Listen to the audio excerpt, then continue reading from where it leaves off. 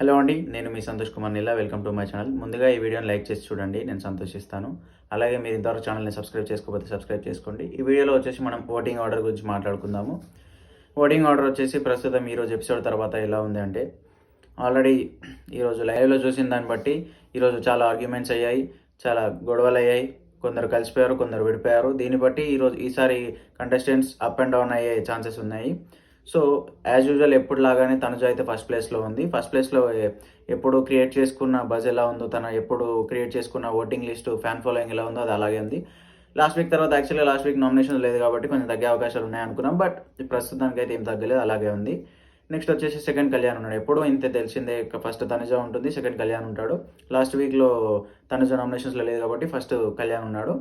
ఈ కళ్యాణ్ ఎప్పటికీ సేమ్ అలాగే ఓట్లు సంపాదించుకుంటే లాస్ట్ వీక్ కూడా చాలా మంచి ఎపిసోడ్స్ అయితే పడ్డాయి. దానివల్ల ఈ వీక్ చెప్పలేము, ఈ వీక్ పెడుతూ ఉండొచ్చు ఇంకా, ఎందుకంటే ఆల్రెడీ ఈరోజు ఒక టాస్క్ అయింది, దాంట్లో కళ్యాణ్ గెలిచాడు. దాని గురించి నేను ముందు వీడియోలో చెప్పాను.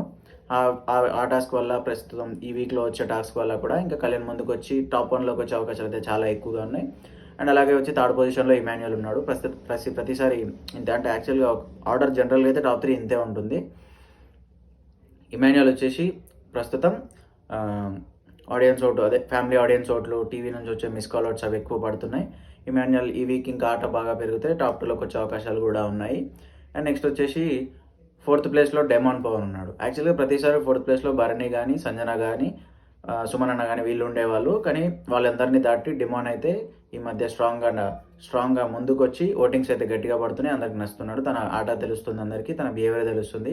రీతు వల్ల కొంచెం నెగిటివ్ అయ్యాడు, కొంచెం అంటే నెగిటివ్ అయ్యాడు అంటే నెగిటివ్గా చూశారు, రీతుకి సపోర్ట్ చేస్తున్నారు అట్లా అని చెప్పి, దానివల్ల ఓట్లు పడలేదు.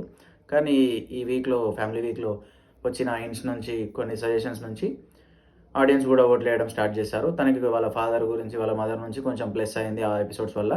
అండ్ నెక్స్ట్ వచ్చేసి భరణి గారు ఉన్నారు 5th ప్లేస్లో. భరణి గారికి లాస్ట్ వీక్లో జరిగిన నామినేషన్స్ ఫైర్ చూసి కొంచెం ఓటింగ్స్ అయితే పెరిగాయి, దాన్ని కొంచెం కంటిన్యూ చేస్తూ వచ్చాడు. కానీ ఈ వీక్లో చూడాలి, ఇప్పుడు లైవ్లో అయితే అంత కట్ చేశారు. కానీ అంటే దివ్యకి, తనుజకి ఓట్స్ వేశాడు.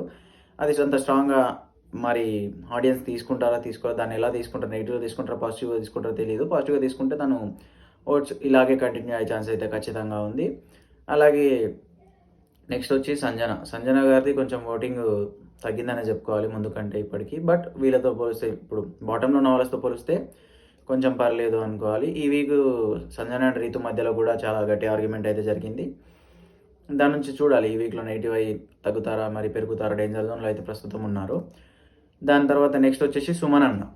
ఫస్ట్ టైం సుమన్ అన్న బాటంలో ఉన్నాడు. ప్రతిసారి టాప్ 3, టాప్ 4 మధ్యలో ఉండేటోడు. ఈసారి బాటంలోకి వచ్చేసాడు. బాటం నుంచి సెకండ్లో ఉన్నాడు ప్రజెంట్ సుమన్ అన్న. ఎందుకంటే ప్రతిసారి ఒకటే నామినేషన్, సంజనాన్ని చేస్తాడు, లేకపోతే వేరే ఎవరన్నా పడనోళ్ళని చూసి వాళ్ళకి చిన్న చిన్న రీజన్స్ చెప్పి ఎవరైతే ఆర్గ్యుమెంట్ చేయరో వాళ్ళని చూసి ఓట్లు వేస్తాడు. కానీ అన్న కొంచెం స్ట్రాంగ్గా పాయింట్స్ పెట్టి కొంచెం గేమ్ ఆడితే గెలిచే అవకాశాలు, మళ్ళీ ఓటింగ్స్ పడే అవకాశాలు అయితే ఉన్నాయి. ఈ వీక్లో చూద్దాం ఎలా ఆడతారో. అండ్ లాస్ట్ వచ్చేసి బాటంలో 8th ప్లేస్లో దివ్య అయితే ఉంది. Divya very very danger zone. Last week eliminate అవ్వాల్సింది, ఇంకా ఎలిమినేట్ అవ్వలేదు. ఇప్పుడు కూడా ఇంకా డేంజర్ జోన్లోనే ఉంది.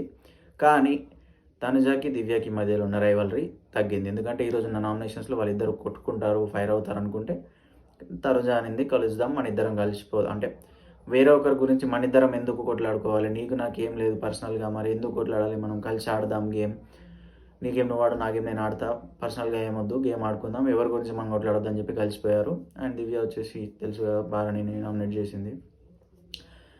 సో ఇవి ఇలా ఉన్నాయి కాబట్టి దివ్యకి కూడా ఈ వీక్ పాజిటివ్ అయ్యి ఓట్స్ పడే అవకాశం అయితే ఉంది. కానీ ప్రస్తుతం డేంజర్ జోన్లో ఉంది వచ్చేసి అయితే భరణి, సంజన, సుమన్ అన్న, దివ్య నిఖిత, వీళ్ళైతే డేంజర్ జోన్లో ఉన్నారు. చూద్దాం, వీళ్ళు బాటంలో ఉన్నారు. వీళ్ళలో ఎవరి ఓట్స్ పడి ఎవరు మళ్ళీ పికప్ అయ్యి స్ట్రాంగ్గా ఉంటారో ఈ వీక్లో చూడాలి.